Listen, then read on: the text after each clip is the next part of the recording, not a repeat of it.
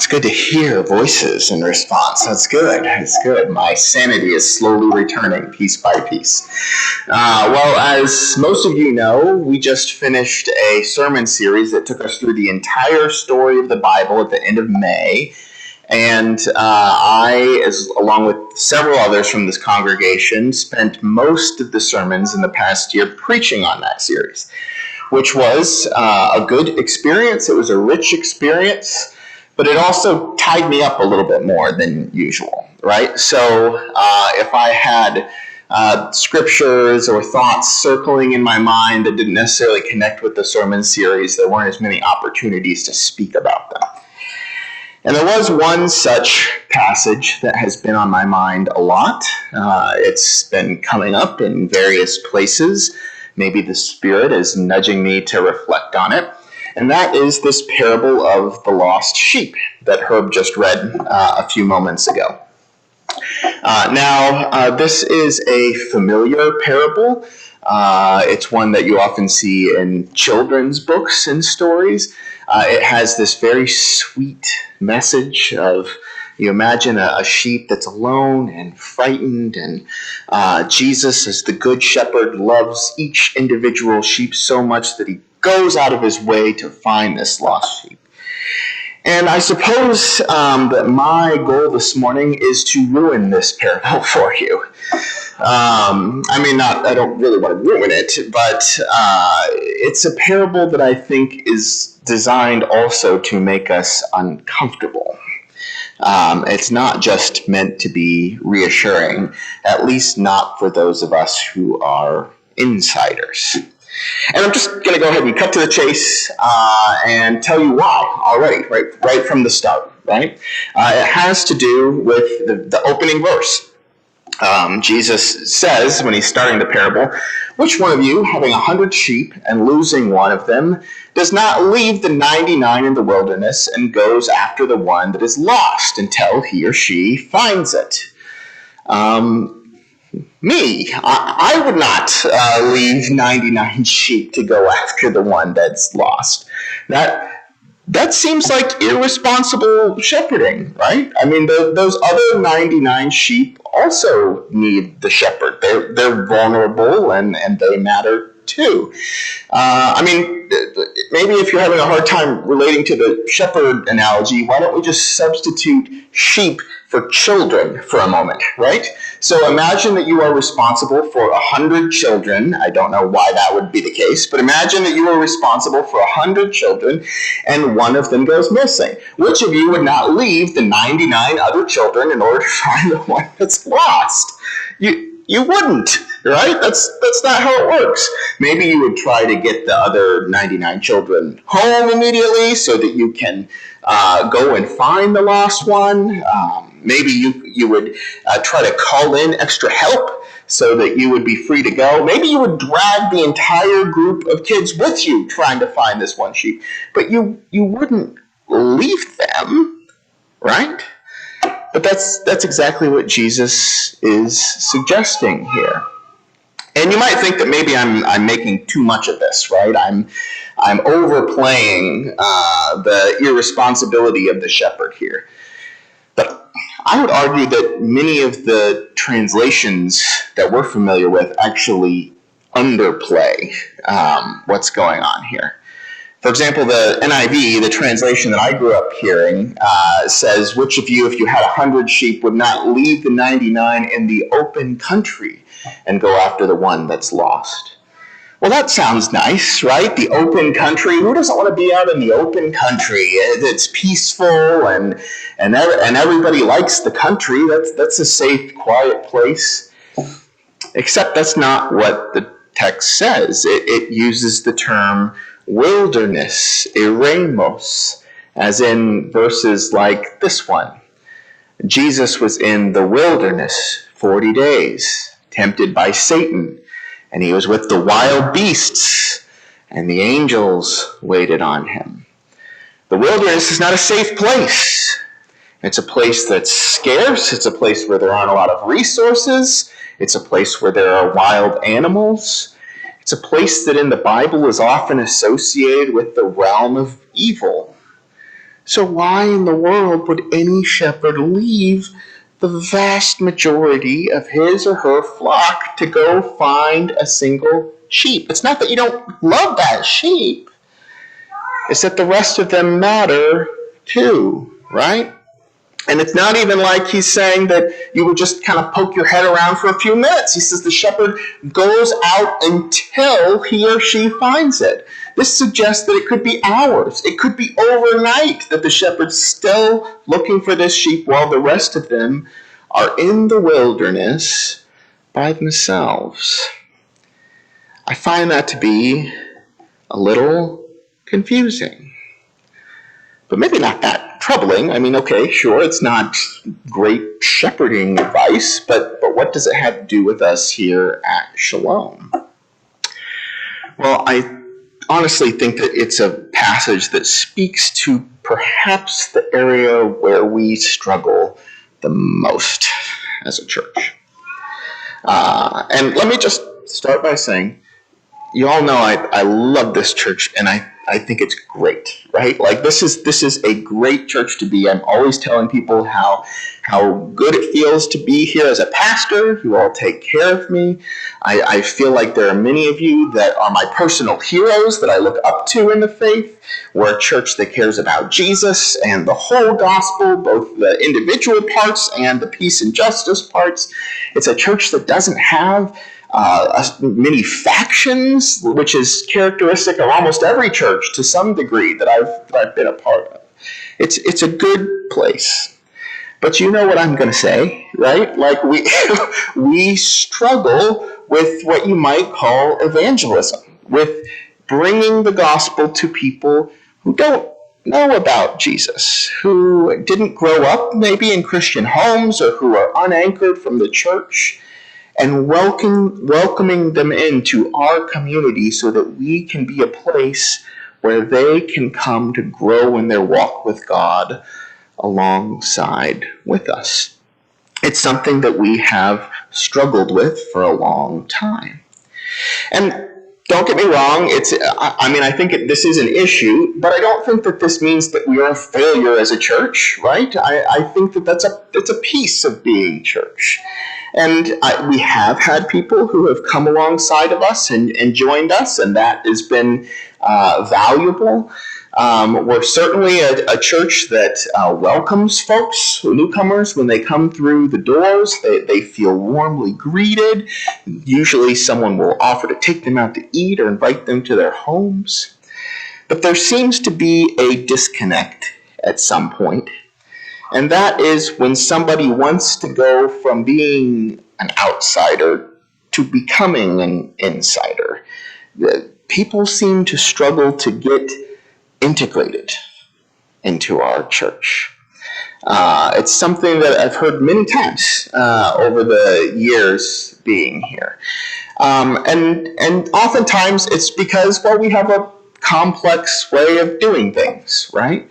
And so maybe somebody from the neighborhood will say that they want to do something in the worship service. And we say, okay, yeah, great.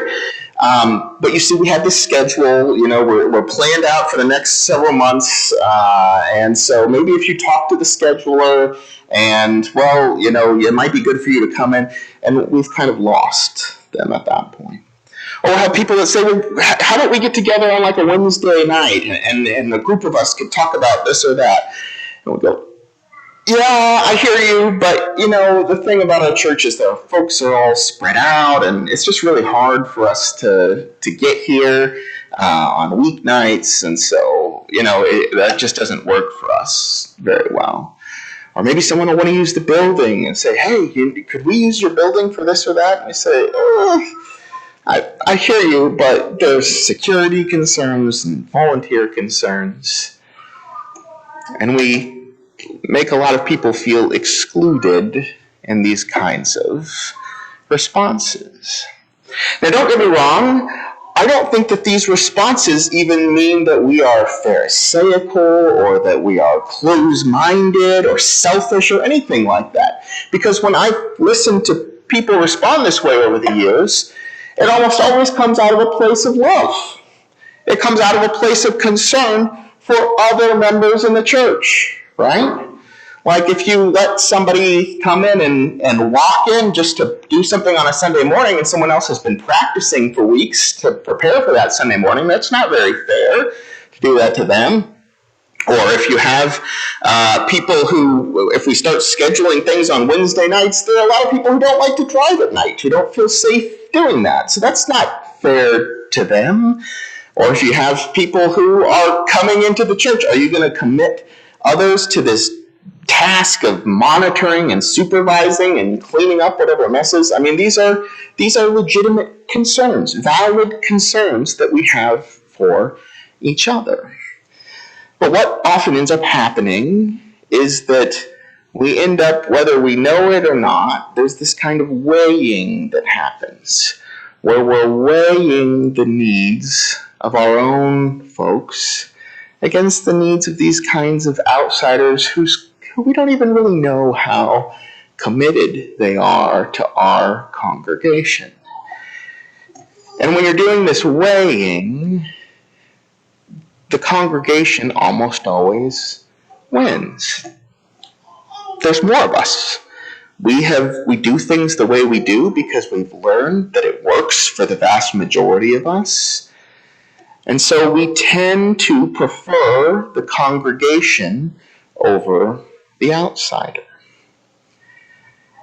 But I have this troubling suspicion that if Jesus were doing this weighing, that even if 99% of the congregation were on this side and just 1% of someone who was lost was on the other, the scales might go the other way.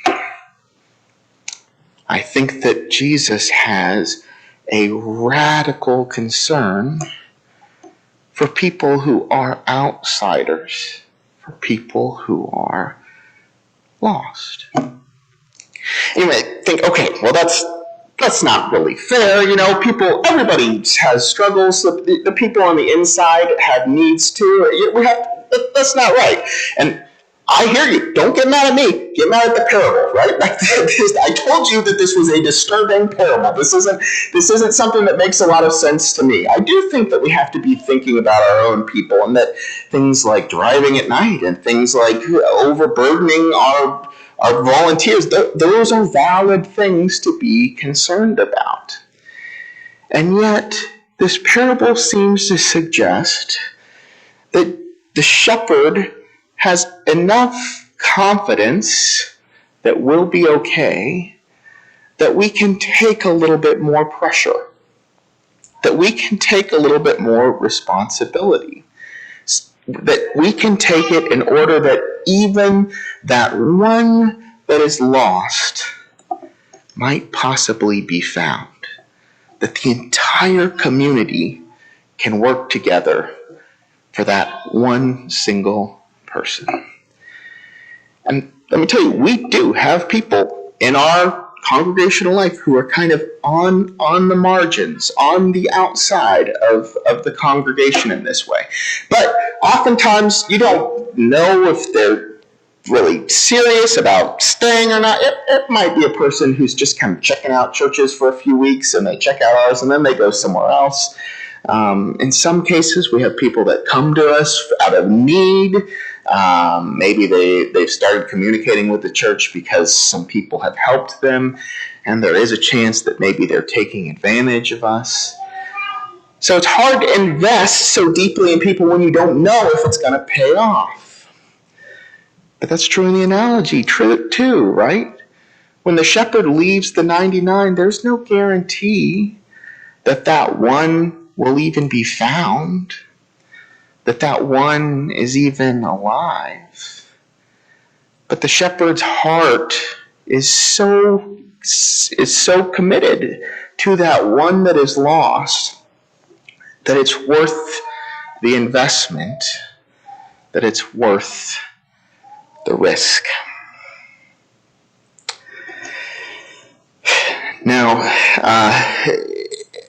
in talking about this, I'm conflicted here. This is not my own the direction where I feel I want to go, and I don't necessarily even have a specific application. Like, I think that the church should be doing this. We need to stop worrying about this in order to care for this. I have in the past had specific things where I wish the church would move, but I'm not coming to it out of that place right now. I'm coming to it out of a place of just having this scripture have come up on my mind several times over the last year when we've been making hard decisions about how to function together as a community. And I find at times that I had even a little bit of resentment to this. It makes you think, well, if we're going to just dump on the people who are already the givers and who are already here, they might just throw up their hands and say, well, then I might as well leave. Then I'll be a lost sheep and you'll have to look out for me. How would you feel about that? But you know what that sounds like? It sounds like the older son from the parable of the prodigal son. You remember that?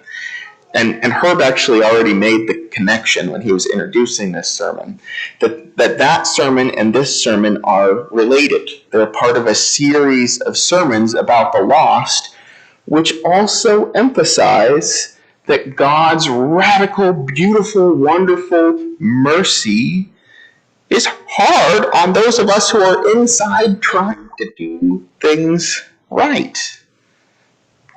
And so when this one older son doesn't run away like his younger brother, and he doesn't squander all of his wealth and his inheritance, and he sees his father throwing this party for him anyway, he says, what about me? This isn't fair. Like, why don't you care about me as much as you care about him?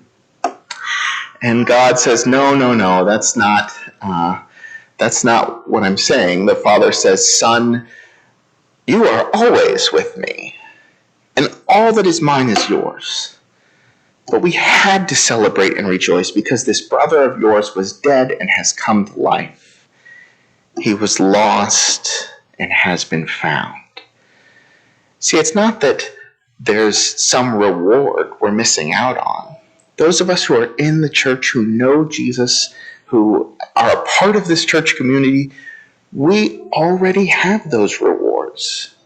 We have the richness and blessing of being a part of the people of God. But there are people out there who don't feel attached to any community.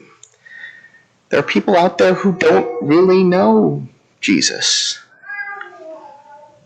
And I think God is challenging us, just as we're thinking about making decisions going forward, to remember the parable of the lost sheep, and to say, as we are concerned about the 99,